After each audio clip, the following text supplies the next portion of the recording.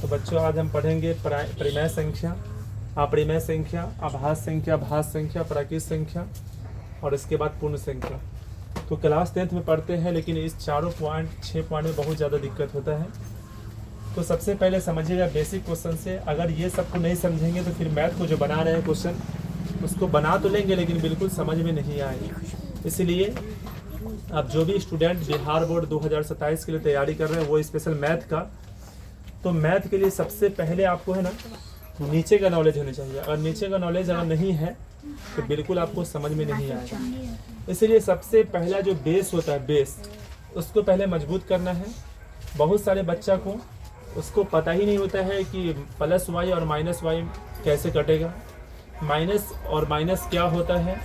बहुत सारे क्वेश्चन जो है डाउट वो आता ही नहीं है। तो मैं आज समझूंगा यहाँ पर कॉन्सेप्ट को। यहाँ पर जो प्राकृत संख्या शुरू होता है वो 1 से शुरू होता है। कहाँ शुरू होता है? 1 से शुरू होता है। इसके बाद 2, 3 डॉट डॉट इन्फिनाइट तक जाता है। मतलब 1 से शुरू होता है और जहाँ तक जाएगा वो सब प्राकृत संख्या होगा। अगर क्वेश्चन एग्जाम में आ गया कि सबसे छोटी प्राकृत संख्या क्या होती है, तो बोलेंगे सबसे छोटी प्राकृत संख्या क्या होती है, तो 1 होती है। तो 1 से शुरू होगा, जहाँ तक जाएगा वो सब क्या होगा, प्राकृत संख्या होगा। उसके बाद सेकेंड पॉइंट में आते हैं कि पूर्ण संख्या क्या होता है। तो पूर्ण संख्या जो 0 से शुरू होता है, 0 से शुरू होता है 1, 2, 3, 4 और जहाँ तक जाए वो सब क्या है, एक पूर्ण संख्या। मतलब पूर्ण संख्या वो संख्या होती है जो 0 से शुरू होगा और जहाँ तक जाएगा वो सब पूर्ण संख्या होगा। और सबसे छोटी पूर्ण संख्या होती है 0 होती है। उसके बाद समझेंगे यहाँ पर आभास संख्या को। ये सबसे ज़्यादा इम्पोर्टेंट है, आभास संख्या। आभास संख्या क्या होती है? आभास संख्या वो संख्या होती है जिनका गुणनखंड करने पर केवल 2 आए, केवल 2 आए। जैसे मान लीजिए कि 2 का फैक्टर तोड़ेंगे, 2 एका ही 2, यहाँ पर 1 ये आया और ये किया है, तो ये बिल्कुल आभास संख्या होगा। आभास संख्या वो संख्या होती है जिनका गुणनखंड केवल 2 हो तो वह आभास संख्या होगा। ऐसे मान लीजिए 1 होगा आभास संख्या, 1 बिल्कुल नहीं होगा। 1 ना तो भाज्य संख्या होगा और ना ही आभास संख्या होगा। 2 के बाद 2 जो है यहाँ पर 2, ये सबसे छोटी आभास संख्या होती है। तो आप लोग याद रख लीजिए नोट में कि सबसे छोटी आभास संख्या क्या होती है, तो बोलेंगे 2 होती है। और सबसे छोटी भाज्य संख्या क्या होता है, बोलेंगे 4 होती है। 2 के बाद आता है 3, 3 का हम फैक्टर तोड़ेंगे, 3 इकाई कितना होता है, 3 होता है। अब क्या करेंगे इसके अंदर में, इसका यहाँ पर एक फैक्टर यहाँ आया, एक फैक्टर यहाँ आया, 2 फैक्टर हो गया।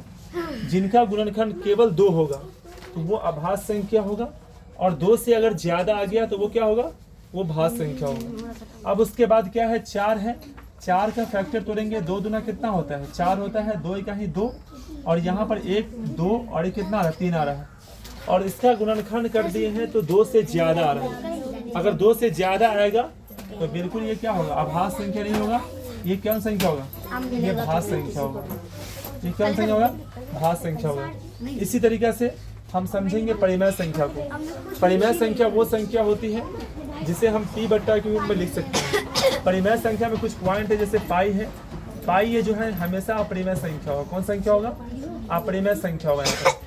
और उसके बाद मान लीजिए पाई का जो मान होता है 22/7, ये क्या होगा, ये एक परिमेय संख्या होगा, परिमेय संख्या होगा।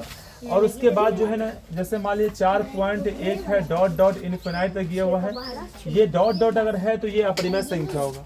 अगर 4.1 है इसको, अगर तो ये परिमेय संख्या होगा। इसको 41 बट्टा लिख सकते हैं 10, और जिसे हम p बट्टा के रूप में लिखेंगे वो एक कौन संख्या होगा, वो परिमेय संख्या होगा। तो ये परिमेय संख्या का था डाउट। अब उसके आता है बाद आते हैं कुछ बेसिक क्वेश्चन में। जैसे मान लीजिए ये सबको आपको समझना जरूरी है। आप सबसे पहले आप लोग क्लियर कर लीजिएगा जो मैट्रिक क्लास में पढ़ रहे हैं। तो x है यहाँ पर, फिर प्लस यहाँ पर x है और माइनस x है। यहाँ समझना ये है कि 1x और 1x खत्म हो गया तो बचेगा यहाँ पर 1x। तो इसका आंसर कितना हो जाएगा, x आंसर हो जाएगा। फिर यहाँ पर मान लीजिए a है गुने a है यहाँ पर, फिर गुने a है, फिर a है यहाँ पर। अब इतना लंबा क्वेश्चन होगा तो a के पावर यहाँ 1 छुपा हुआ, यहाँ भी 1 छुपा हुआ, यहाँ भी 1 छुपा हुआ, यहाँ भी 1 छुपा हुआ। तो 1, 1, 2, 3, 4, तो इसका आंसर हो जाएगा a के पावर हो जाएगा 4। मतलब इसी तरीके से बहुत सारे क्वेश्चन हैं। जैसे मान लीजिए कि a माइनस a क्या होगा, अब क्या करेंगे, प्लस और माइनस खत्म हो जाएगा तो इसका आंसर हो जाएगा 0। उसके बाद मान लीजिए यहाँ पर आता है, यहाँ पर 4x है और गुणे यहाँ पर x है और प्लस यहाँ पर x है यहाँ पर। तो पहले हम गुना का काम करते हैं बोर्ड मास में। तो b का मतलब होता है ब्रैकेट, o का मतलब होता है ऑफ और d का मतलब होता है डिवीजन, उसके m का मतलब होता है मल्टीप्लाई, a का मतलब होता है एडिशन और s का मतलब होता है सब्सट्रैक्शन। तो पहले हम काम करेंगे गुना का। यहाँ पर एक छुपा हुआ, यहाँ भी एक छुपा हुआ है। 4x यहाँ पर स्क्वायर हो जाएगा, प्लस x है तो प्लस x कर देंगे यहाँ पर, ठीक है। फिर नेक्स्ट क्वेश्चन में आते हैं यहाँ पर कि 2x है प्लस x है यहाँ पर माइनस x है। 2x और 1x कितना हो जाएगा, 3x होगा यहाँ पर और माइनस यहाँ पर कितना हो जाएगा, x हो जाएगा। 3x में से x को हटाएंगे तो बचेगा यहाँ पर 2x बचेगा।